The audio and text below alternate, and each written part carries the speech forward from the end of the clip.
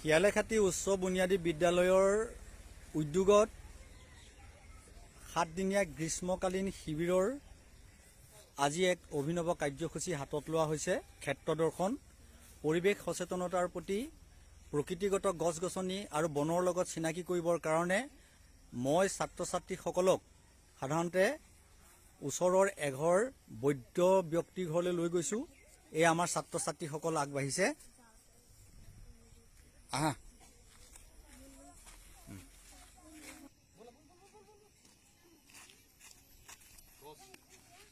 এতিয়া আমি ইতিমধ্যে আহি আমাৰ এই অঞ্চলটোৰ বিশিষ্ট ব্যক্তি মনোৰমা বাইদেউৰ ঘৰ আমি পালোহি। তেখেতসকলৰ এই বাৰীখনত আমি জানো যে বিভিন্ন উৎসৰ পৰা গম পাইছোঁ এই বাৰীখনতে বিভিন্ন ধৰণৰ বনৌষধি পোৱা যায়।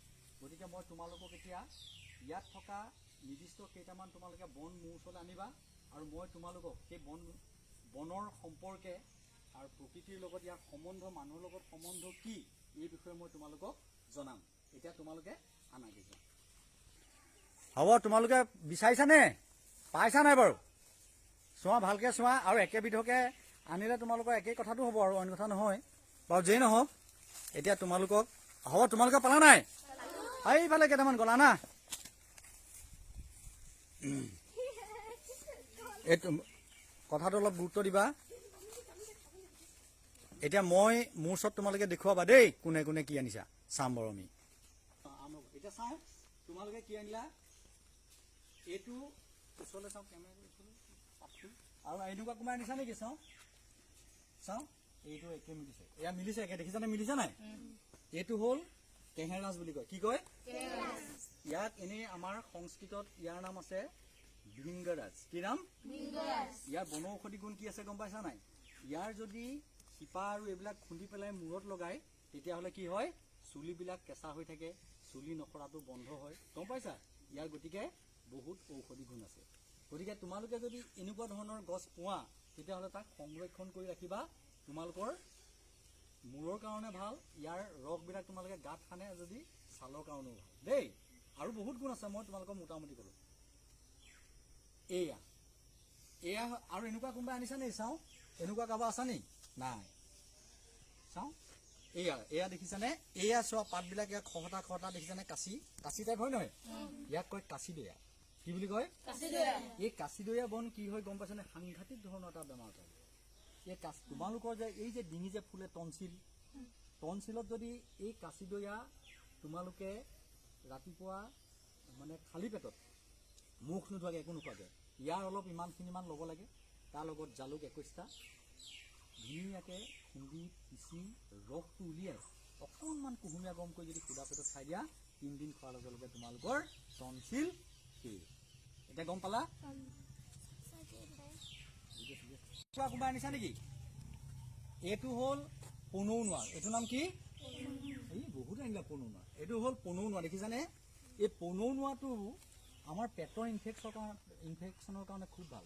তোমালোকৰ কাৰোবাৰ যদি পাচাব নহয়, পেটৰ বিষ হয়, হাগনি হয়, এইবিলাক দাইলত ইয়াৰ আগবিলাক ধুনীয়াকৈ দি পেলাই যদি খোৱা তেতিয়াহ'লে তোমালোকৰ হাগনি, পেটৰ বিষ আৰু পাচাবৰ কোনো খেলি মেলি নোহোৱাকৈ থাকি যাব। তোমালোকে নিয়মীয়াকৈ খাব পাৰিবা। কেঁচা চাটনি বনাই খাব পাৰা। এতিয়া ধৰক কাৰোবাৰ পেটৰ পাচাব কম হয় নহয়? এই পাচাব কমত কি হয়? ইয়াৰ আগ এমুঠা লৈ পেলাই যদি তোমালোকে খুন্দি ভাজি খাই ৰসটো খাই দিব পাৰা তেতিয়াহ'লে দেখিবা 10 মিনিটৰ পিছত তোমালোকৰ পাচাব ক্লিয়াৰ হৈ যাব। আনকি গৰু ছাগলীকো যদি খুৱাই দিয়া তেতিয়াহ'লে ইয়াৰ পাচাব একদম ধুনীয়া ক্লিয়াৰ হৈ যাব। চাওঁ, এয়া লোৱা। এই আৰু আনিছা নে? এনেকুৱা চাওঁ। এইটো হ'ল তোমাৰ, এইটো কি গম পাইছানে? এইটো হ'ল লাচকচি। এইটোৰ নাম কি? লাচকচি। এইটো তোমাৰ বিভিন্ন ঔষধৰ কামতেই লাগে। আৰু পকমৌ বুলিও কয় বহুতে। এইটো ইয়াত কোলা কোলা গুটি এটা লাগে, চাবাচোন। এইটো গম পাইছানে? আৰু এইটো তোমাৰ আমাৰ সাধাৰণতে কি কয়, এইটো আঞ্জাত খাব পাৰে। এইটো খালেও পেটৰ বিভিন্ন ৰোগৰ কাৰণে ভাল। তোমালোকে এইটো সংৰক্ষণ কৰিব পাৰিবা। ধৰা এইটো বই বনোৱা আনিছা নেকি তোমালোকে? আনা। এইটো হ'ল বৰালি বকুৱা। এইটোৰ নাম কি? বৰালি বকুৱা। এই বৰালি বকুৱাটো কি হয়? ইয়াৰ যদি তোমালোকে আগবিলাক এনেকৈ পিচি চোৱা, এনেকৈ পিচি চোৱা, ইয়াৰ আঠা। এইটো কি আঠা? চোৱাচোন, এইটো আঠা হয় নহয়? চোৱাচোন, আঠা হয় নহয়? তোমালোকৰ যদি গাত কেতিয়াবা কাটে ইমিডিয়েট এই বস্তুটো বিচাৰি পেলাই তোমালোকে ধুনীয়াকৈ এনেকৈ পিচি একদম খুব ধুনীয়াকৈ লগাই দিবা তোমালোকৰ ঘাঁ একদম লগালগ শুকাই যাব তেজ বন্ধ হৈ যাব আৰু বিভিন্ন ধৰণৰ ছালৰ কামত তোমালোকে এইটো ব্যৱহাৰ কৰিব পাৰিবা এতিয়া গম পালা এতিয়া মই তোমালোকক কি কৈছোঁ এইটো হ'ল তোমাৰ এডাল বন কণাই শিমলু বন এই বনডালত এটা তোমাৰ ভাঙি দিয়া গাখীৰৰ নিচিনা লাগে সাধাৰণতে আমাৰ গাঁৱত কি কৰে ইয়াৰ আঠা নিচিনাটো আচিনাই হ'লে এনেকৈ চকুত লগাই দিলে আচিনাইবিলাক নাইকিয়া হৈ যায় আৰু ফোঁহা বিভিন্ন সৰফুটা ফোঁহা বিভিন্ন ফোঁহা দিয়াৰ যদি আঠাটো দি দিয়া তেতিয়াহ'লে ফোঁহাবিলাক নাইকিয়া হৈ যায় আমাৰ আনিছে এইফালে হা তোমালোক এইফালে হা এইটো কি বন দুবৰি বন এইটো কেঁহা বন নহয় এইটো দুবৰি বন এই দুবৰি বনটো আমাৰ শাস্ত্ৰমতে আটাইতকৈ কল্যাণৰ প্ৰতীক আটাইতকৈ মংগলময় এইটো বন গম পাইছানে এই বনটো যদি তোমালোকে পিচি পেলাই বেলপাত চাউল আৰু এইটো পিচি পেলাই তোমালোকে ৰাতিপুৱা সুদা পেটত খোৱা তোমালোকৰ একদম তেজৰ প্ৰব্লেম নাথাকে একদম ধুনীয়াকৈ তেজ বাঢ়ি আহিব গম পাইছানে আমাৰ সমাজত পানী ছটিয়াওঁতে বামুণ মানে আমাৰ শান্তি পানী ছটিয়াওঁতে এনেকৈ দুবৰি পানীয়ে ছটিয়াই মানে এইটো মংগলৰ কাৰক আৰু বিভিন্ন ধৰণৰ বীজাণু নাশক গম পাইছা এতিয়া মই তোমালোকক এতিয়া এটা ডাঙৰ কথা ক'ম যে আমাৰ যে বন আমি যে প্ৰকৃতিখনত যিবোৰ এনেকুৱা বন জাতীয় উদ্ভিদ এনেকুৱা পাইছোঁ এইবিলাকৰ সৃষ্টি আমাৰ এটা লোকৰ প্ৰবাদ আছিলে আমাৰ মানুহে বিশ্বাস কৰে এইটো কি জানা যে সীতা যেতিয়া পাতাললৈ গৈছিলে তেতিয়া ৰামচন্দ্ৰই থাপ মাৰি ধৰিছিলে পাতাললৈ যাবলৈ নিদিবলৈ তেতিয়া ৰামচন্দ্ৰৰ হাতত থাকি গ'লে কি একোচা চুলি গম পাইছানে আৰু সেই সীতাৰ চুলিৰ পৰাই সেই বন চনবিলাক বিভিন্ন ধৰণৰ বনবিলাক হেনো সৃষ্টি হৈছে বুলি আমাৰ এতিয়াও গ্ৰাম্য সমাজত কিছুমান লোকবিশ্বাস চলি আছে এতিয়া তোমালোকে গম পালানে তোমালোকে এই যে সৰু সুৰা বনবিলাক কিমান দৰকাৰী তোমালোকে গম পালা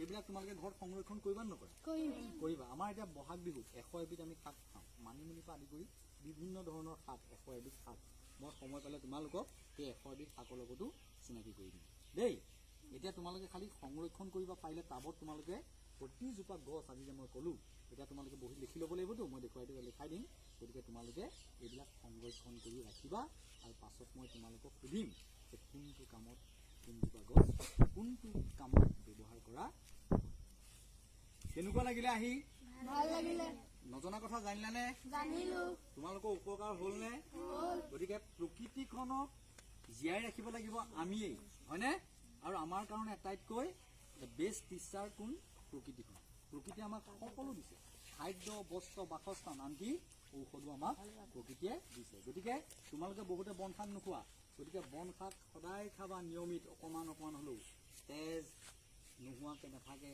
হয়নে ছালৰ বেমাৰ মানে চুলিৰ বেমাৰ গোটেই বস্তুবিলাক নাইকিয়া হৈ তোমালোকক এটা ধুনীয়া জীৱন গঢ়াত নিৰোগী জীৱন গঢ়াত সহায় কৰিব হ'ব ঠিক আছে